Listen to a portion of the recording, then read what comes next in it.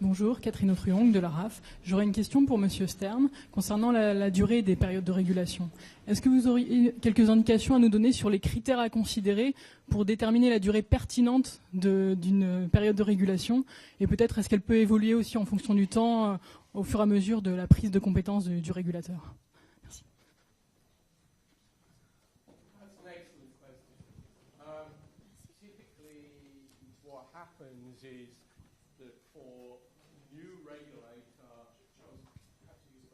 Sorry. Can you hear me now? Is it working? Right. Maybe this one works better. Right. It depends if you have a new regulator in a new area, and particularly if the industry has been having lots of problems or is highly inefficient, the period starts to be short. Okay? 1 year regulation is what you often find in many countries, initially with public enterprises, and it sometimes goes to 3. In Britain, because of the question of the period over which price and cost imbalance can develop, we went for 5. Okay? That was more by accident than by design. And increasingly, there's a feeling that particularly for networks, once the networks and the network regulation and the tools are in place, then you can probably go for rather longer. Now, as soon as you start saying that, then you get new requirements and electricity with renewables for power to flow the other way or new type. So, but it depends. And one of the points that I would like to make, which arises from this question, is that I worked in a number of countries to introduce a regulator. And there was the feeling, we introduce a regulator and everything rolls on. Okay? But in fact, the whole practice of regulation is evolving towards new circumstances with new challenges and developing new tools. And I think the question of how long should be the regulatory period is one of those evolutionary questions that is always around. Sometimes it's not very important, other times it gets very important. Merci beaucoup. Y a-t-il d'autres questions? Bonjour, Marion Salande de l'ARAF. J'avais une question plus précisément pour Vincent Rious. Vous avez souligné la complexité de mettre en place une concurrence par comparaison. Du coup, je me demandais qu'est-ce que vous pensez du cas ferroviaire britannique où ils ont mis en place une régulation incitative à partir d'un benchmarking européen. Est-ce que vous expliquez ce succès qu'à partir du fait qu'ils avaient une maîtrise des critères de contrôlabilité, prévisibilité, observabilité?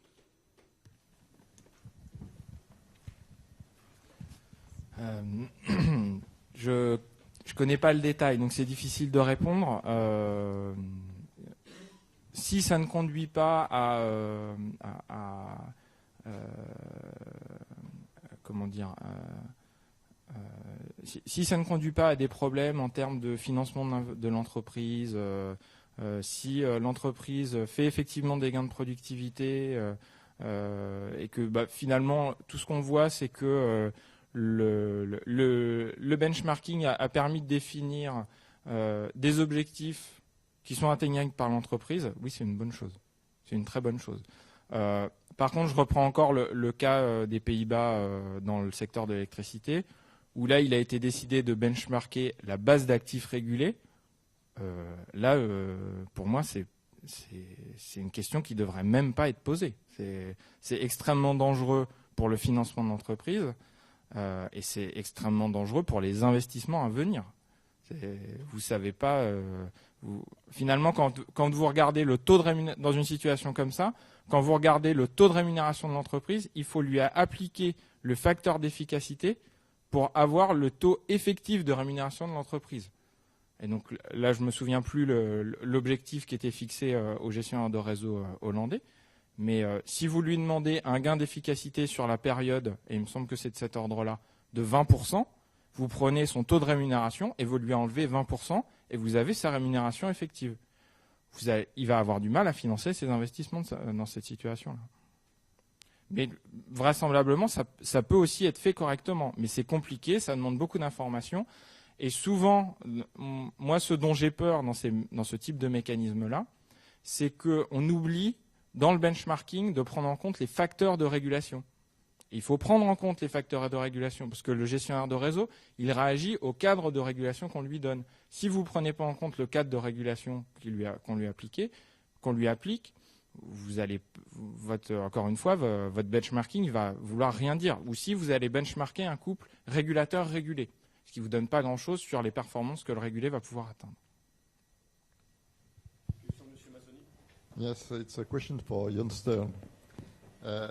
If you increase the regulation duration, you probably have to increase the flexibilities during one regulation period. So what the game theory can teach us about the appropriate repartition between flexibility and duration? Because I want to be a little bit provocative. Is there any difference from the game theory point of view between one long period with flexibility inside and, let us say, 2 periods with strict separation between the 2 periods? Okay.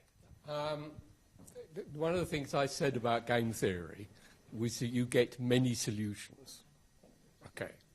So you may well want to hire super game theorists who will come out and tell you that there's this solution, that solution, the other solution.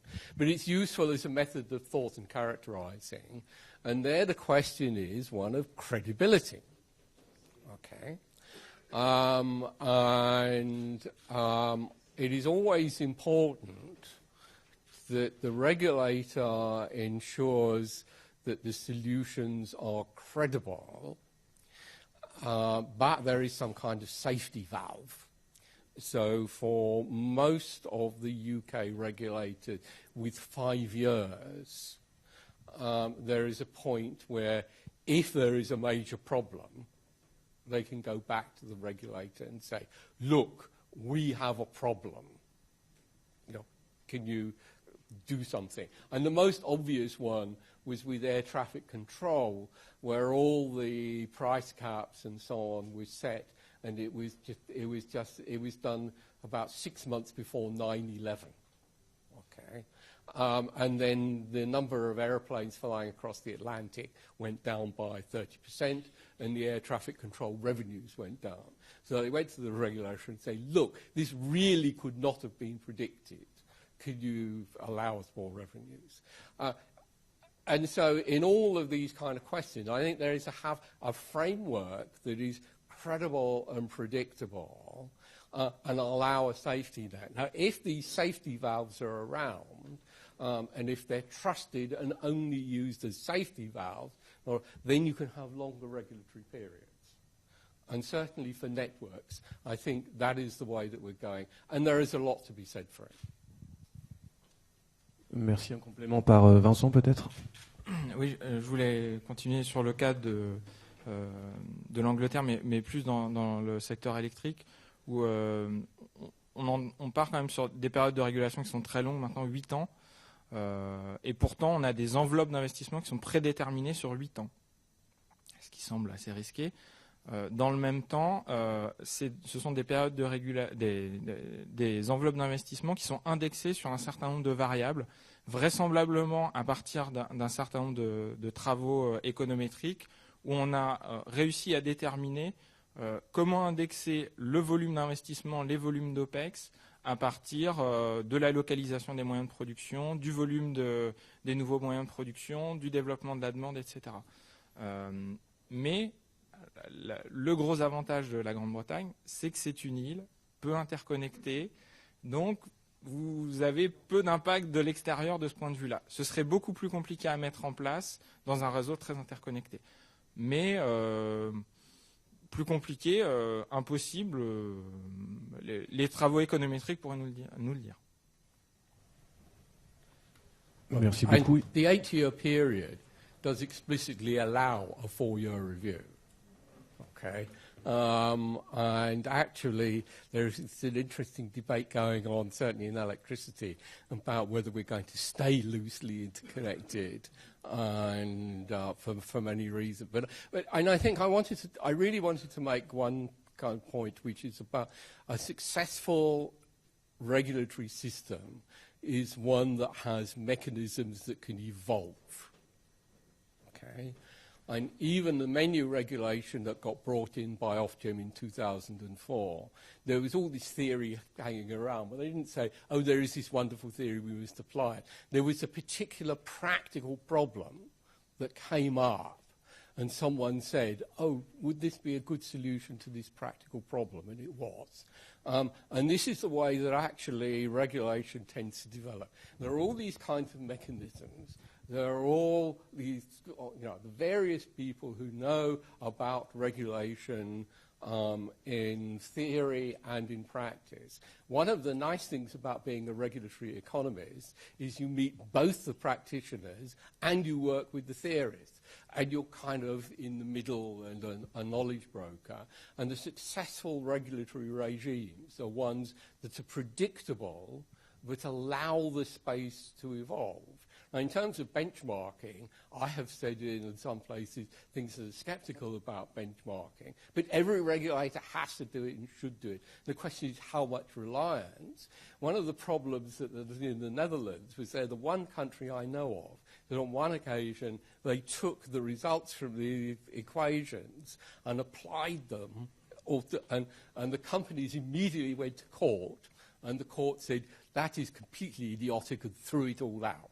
So we need to have all these tools, develop and see how they interact, but in an evolutionary way and through debate and so on. And it's structuring debate between the regulators and the companies and the political people that progress gets made.